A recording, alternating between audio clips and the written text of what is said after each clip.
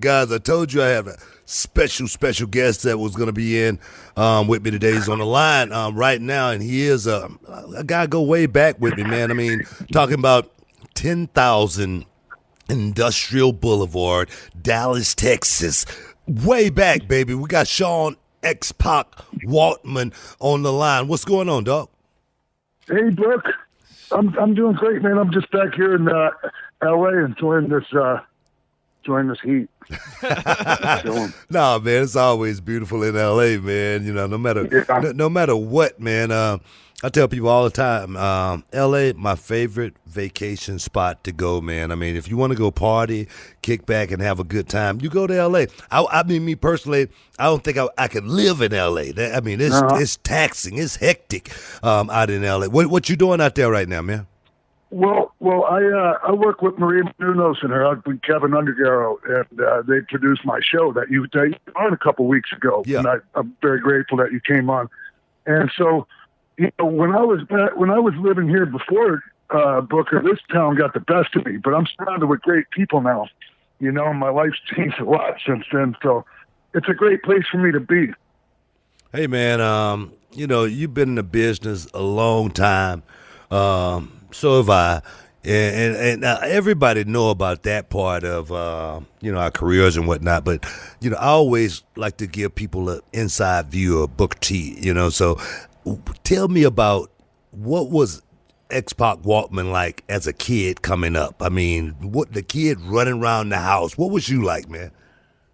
Well, to be honest with you, Brooke, I didn't have much. You know, my mom was a single mother, and so she was working a lot, and you know, I ran around a lot without much supervision. So I was kind of you know, I got in a lot of trouble and that.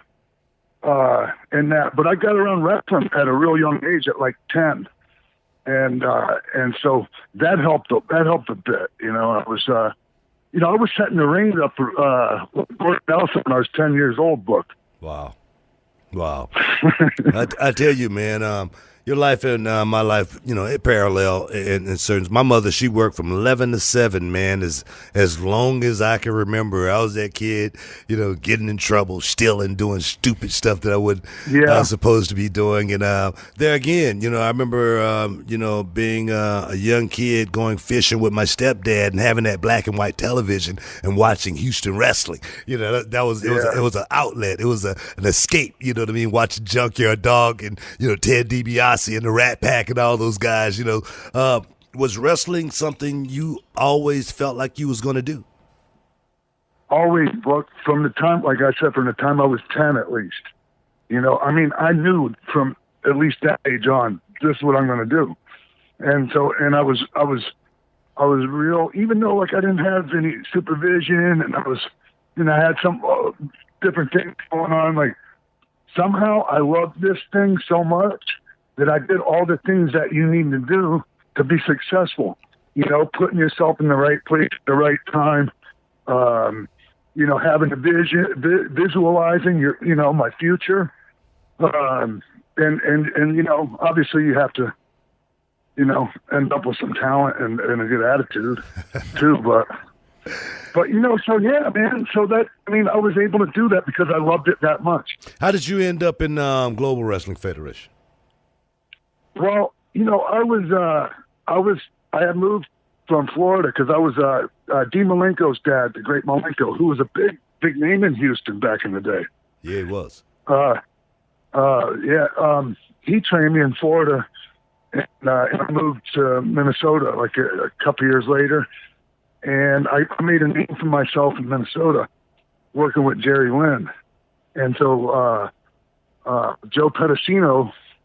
He found out about me, and he was starting that up. And Bill Eadie was his original booker, and Bill was kind of a Malenko student. Yep. Also, and he liked me, and it was, you know, that style was you know, a little traction was starting to pick up with it, and so, you know, I wanted to be on a, you know, they want to take advantage of that. So I'm real grateful for that, man. I owe Jeff Pedicino a ton. I tell you, man, the Global Wrestling Federation had such a great time down there. One name, man, and I know, I know me. I've done a whole lot in these last 20 years. My memory is a little foggy, but one name, from back in the day, I want to throw at you and see how much you remember the matches. You know what I mean? Because he remember them vividly. Those matches, he still talk about to this day. And the guy I'm talking about is Chaz Taylor. Do you remember any? Oh, yeah. How much do you remember about those matches you had with Chaz? Well, I remember, I remember having good matches with him. We had good chemistry, and they liked him there. He wore some funny looking trunks, but no, I honestly I really enjoyed my matches with him. The people liked him there. His father, Tug, actually, the real quick story with Chaz, because when you're a heel, and in Dallas at the Sportatorium, you don't really make any merchandise money. And he did, and he got his merch check, and he came and gave me a little cut of it for working with him. Wow. Well, hey. Yeah, so I thought that was cool, Yeah, hey, Pac, go ahead. No, I was going to say I had put him in, also in Cobb County Civic Center, and Global Wrestling Federation's only one of their only. They had 2 house shows. So, anyways, what were you gonna say? I was gonna say, Booker. I've been with Booker now, going on 6 years, and he obviously broke me into the business. Sometimes we say Book's my OG. Book's my OG. Right. Who is your OG, if you will? Who is the guy who kind of gave you the ins and outs of the business, and the one who really set you on the right path to do everything right and to do everything the right way and understand what you're doing? Who was that guy? Well. I've had a few of those, but the first one that I really took a lot of direction from and really looked up to just a ton was Mr. Perfect. Yeah. And he taught me how the best he could to do. Maybe everything he taught me wasn't exactly the right thing in hindsight, but he did his best, and that's what we do. And he taught me a lot of amazing things, and he was an amazing person to be around. I tell you, Mr. Perfect, Kurt Hennig, he came into WCW, and he was such a cool dude, man. You know what I mean? He's such a cool dude, and for some reason, for some crazy reason, and it's been like that throughout my whole wrestling career. He gravitated, towards me, and for some reason, and he was like, man, I really want to get a chance to work with you, man. I got this cool angle that you and I could do, and the angle was him giving me the Mr. Perfect gimmick, where I was going to shoot the basketball from 3-point land. Yeah. From half court and hit it. I was going to throw the football and I was going to catch it. I was going to hit the golf ball and hit a hole in one. He had it all laid out, and WCW was too stupid to move on it, man. And it never happened. But I thank him so much, man. For even thinking of me that way, it let me know that, I had a chip in the game, with players, such as him, man. You did that. You had that yourself, man. As soon as you came in, man, in the WWF, you had that thing with Razor Ramon, man. How big was that for you, and how overwhelming, first and foremost, was that for you? How much pressure was that, and, was that good for you, or was it bad? Talk to me about that whole thing, man. I was just honestly, the pressure was in the tryout match, Book. So once they finally gave me the call and told me the idea for everything, I was just so pumped, and but I just can't imagine for somebody like me and the tools I had to work with and what they had to work with me. I can't imagine being brought in a better way than that. Yeah. Because, it's not just come in, give them some vignettes, a few squash matches on TV, and, let them get over. It was just, I'm so grateful for it. And Scott was he was amazing about the whole thing. He knew it was good for him, too. a lot of people would have thought they were being punished or, you know, it wasn't good for them. And he saw it like, he saw the long game, you know? You know, man, that's what real workers do, man. Real workers, man, we don't think about ourselves. You know, we think about, you know, the guy we're working with. If we can bring him up to another level, we think about the fans that's watching it, you know, and giving them that ultimate thrill ride. And for them to walk away saying, man, I cannot wait to go back and see X-Pac again. I cannot wait to see the 1, 2, 3 kid, you know, go out and shock and amaze me one more time. That's what the true wrestler is, man. And for you and, you know, Razor back at that time, Scott Hall having that chemistry to go in there and, you know, for him to, you know, what we say in the business, give you a rub, you know what I mean? Yeah, man. Oh, yeah. That was a huge rub right there, man. And it takes that, man. I got a lot of young kids working for me right now with my reality of wrestling down here in Houston, man. I try to give them a rub, man. I always try to bring them up, you know what I mean? I always try to bring guys in, you know, that's going to enhance them, you know, and, you know, take them to the next level. As far as your wrestling career, man, what you think your greatest highlight? My greatest what? Highlight. My greatest highlight. Yeah. Well, one of them, like just my personal. I don't know, like the people that follow me and support me feel, but it was met with Bret Hart, you know, in 1994 on Raw. Wow. And he made me book. I mean, it was. We went like a half. It was for the title. And he like semi-turned himself heel in the match, getting on me so hard, you know, cementing me as the underdog base in that. And then just gave me some amazing offense coming into the home stretch.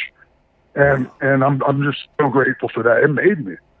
Made me credible with anybody. I tell you, man, our careers parallel, man, so much, man. Bret Hart was another guy when he came into WCW. They threw him in with me, and, you know, they just thought him and I was going to go out and have some mediocre matches, and Bret and I, we went out and we rocked it, man. We shocked and amazed, and the company was like, man, we got to kill this thing right now because these guys are getting you know what I mean? But you know, that's the way it was, you know, with the good old boy system, man. But what was it about Bret? This is a question for both of y'all. Like, you know, it's one thing to be like the fans' favorite wrestler, you know, because fans probably look for something different. But when you're a wrestler's favorite wrestler, or you're the guy that people love getting in the ring with, what was it about Bret? I guess, Sean, you first, that made him just so good? For me, no one took the job of being a professional wrestler serious than Bret Hart. And I'm talking about inside the ring, outside the ring, just and every match, like she put like that much into every match. I mean, I just and other thing is too, like the other part of him taking everything serious is like he took himself serious, like he thought he was the best. So, like, that kind of makes you the best. I mean, right? It does. You know, and I love that. That's true, man. For me, Bret Hart, man, I remember the first time I got in the ring with him, and you could watch it on film. I was in the corner, you know, I was stretching, and Bret kind of walked up on me. And I was, you know, I knew Bret was more superior than I was. He was the best there is, the best there was, the best there ever will be. Yeah. And I'm the guy that's on the other side of the ring with him. Right. You know what I mean? And when he walked up on me, I pushed Bret Hart so hard in his chest, and he took a step back and he looked at me like real cool, like, okay. Now it's on, bro. Yeah. And I was like, oh, man, now I'm in the ring with Bret Hart, you know. But it was so awesome because he was a professional. And like you say, it was real to Bret Hart inside the squared circle. He was the best there is, the best there was, the best there ever will be. And I truly believe that. Hey, man, stick around for me. I got a couple more questions for you. I got to take a quick break. Heated conversation, y'all. You know, WWE right now, you know, is entertainment at its finest. When they say WWE, World Wrestling Entertainment, that's exactly what it is. You know, Ronda Rousey made her way over from the UFC. Now she's the WWE Women's Champion. And what's your thoughts on that, man? What's your thoughts about MMA crashing into the professional wrestling world? Well, I just think it was inevitable, Book. You know, I mean, because where did MMA come from in the first place? Yeah. So, you know, and now, like, you know, I like it, Book, because, you know, it's not. It used to be like kind of you get ridiculed sometimes, you know, and now it's not, and this really helps, and I think she's kind of the face of the company right now, in my opinion. She's definitely making a claim to be the face of WWE. Up there in that conversation, you know. Definitely. And that, but I just kind of think like even the style of wrestling that's done has kind of like there's a fusion, you know, especially with these younger guys like in NXT and stuff. When I watch how they're doing it, so I mean, I just it's whether I like it or not, which I'm a fan of it myself. It's going to happen, and I think more and more MMA people are looking at this as you know, another option for them. Well, you know, like you say, I think it was inevitable because you can only do MMA for so long. I mean, if you want to make money and have a career, and I commend Ronda Rousey for doing as much as she did for the UFC. I remember, you know, a few years back, Dana White said there would never be a woman to ever, you know, compete inside the octagon until he saw Ronda Rousey. She changed the whole name of the game. Now Amanda Nunes is taking it to another level. So what she did over there, I mean, it was great for the sport. There's no way that Ronda Rousey could sustain fighting forever. So her coming over to the WWE and doing something that she loved to do, that she have, you know, been around, you know, since she was very, very young. I mean, her name was Rowdy Ronda Rousey. She was a fan. Exactly, as well as, you know, being a fan, showing up at a lot of these independent shows. It's different for people like that. I had a guy here. He's down in NXT right now. His name is Brennan Williams, the great black otaku, the shogun of the row. He was a guy who played for the New England Patriots. He's a guy that played for the Houston Texans. He's a guy that played Pop Warner High School, college, but he loved professional wrestling. Now he's down there in NXT. So I love the crossover as far as, you know, MMA over to, you know, sports and entertainment. You got, you know, the filthy, you know, Tom Lawler. You got Shanna Baszler doing awesome down there in NXT. Matt Riddle. Exactly. So I totally agree with you as far as it was inevitable. But what do y'all think about? Also, go ahead, Sean. Also, hey, Brad, I'm sorry. One second. Also, Book, just like between people like that and the gentleman you just talked about, football player, like. Just the quality and the level of world-class athlete that's coming into our industry now. You know, it's pretty soon. There's going to be so many of them. If you don't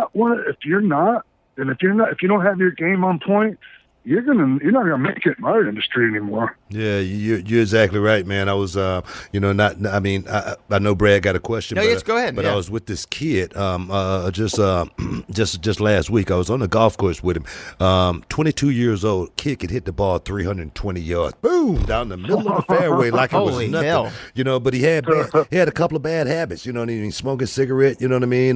He had a little belly on him, and he had a qualifier coming up this weekend. Actually tomorrow, and I asked him. I said, "Man, who you training with?" He goes, "I'm not training with anybody." I say, you think you gonna compete with those big guys? You know, with the habits that you got and having no trainer. I said, "Do you know those guys are working 24/7 on their game?" I said, "Do you know how good those guys really are on the PGA level?" I say, "Man, you better prepare yourself, or somebody's gonna prepare for you." So, guy, get ready.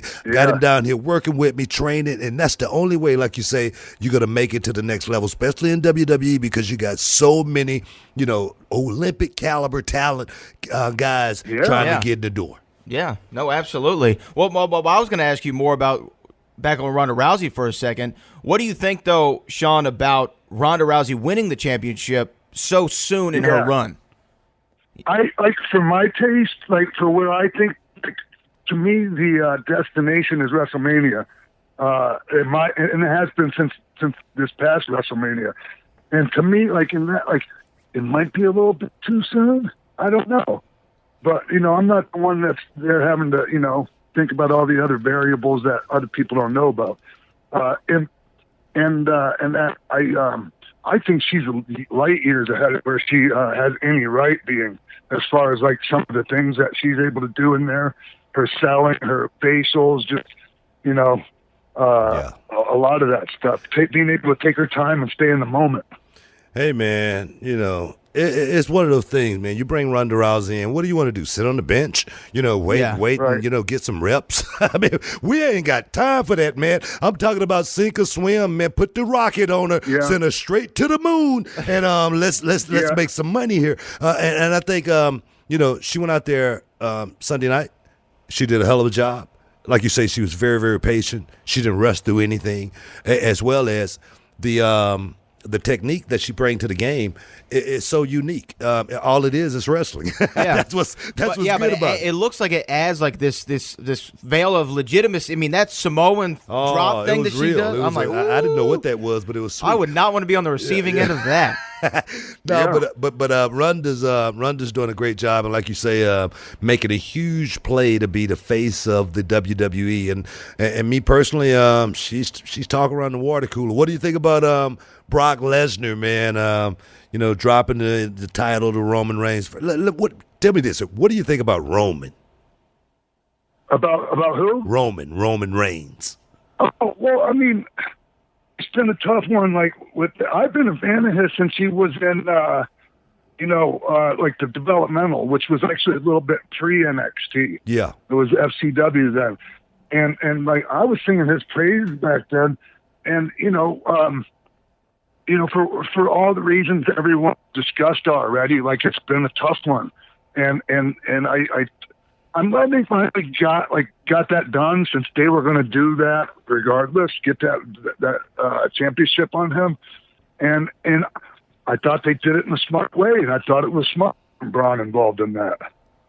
You know, Roman Reigns, man, the guy does nothing but deliver, man. He's like a freaking, Mack truck. You know, he just keep rolling, man, no matter what. You know, you could throw anything in front of him, he's just gonna roll right over it. You know what I mean? That's the way that kid is, man. I got a lot of respect for Roman, man. Brock Lesnar. Me too. Brock Lesnar, definitely the guy, man. He's the guy that's making news and headlines all over the world right now, stepping back into the UFC. What do you think about that right there, as far as him stepping back in the octagon? You know, I don't know how much MMA you talk about, but DC is like one of the toughest dudes.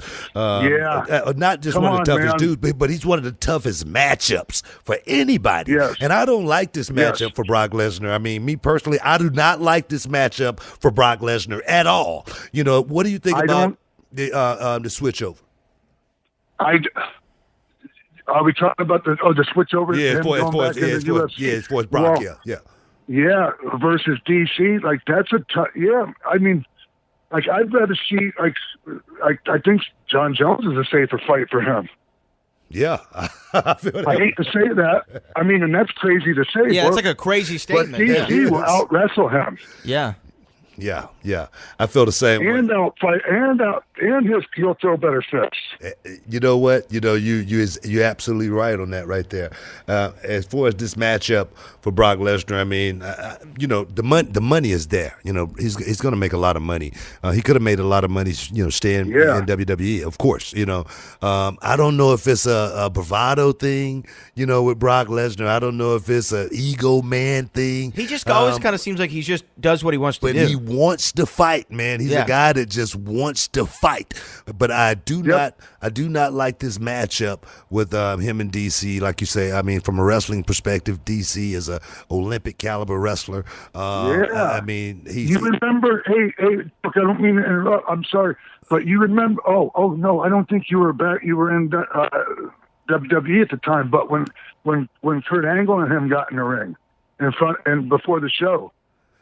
Oh no! I think I remember a whole lot of talk about that right there. Yeah, it was like a shoot. Match. Yeah. And who came on top?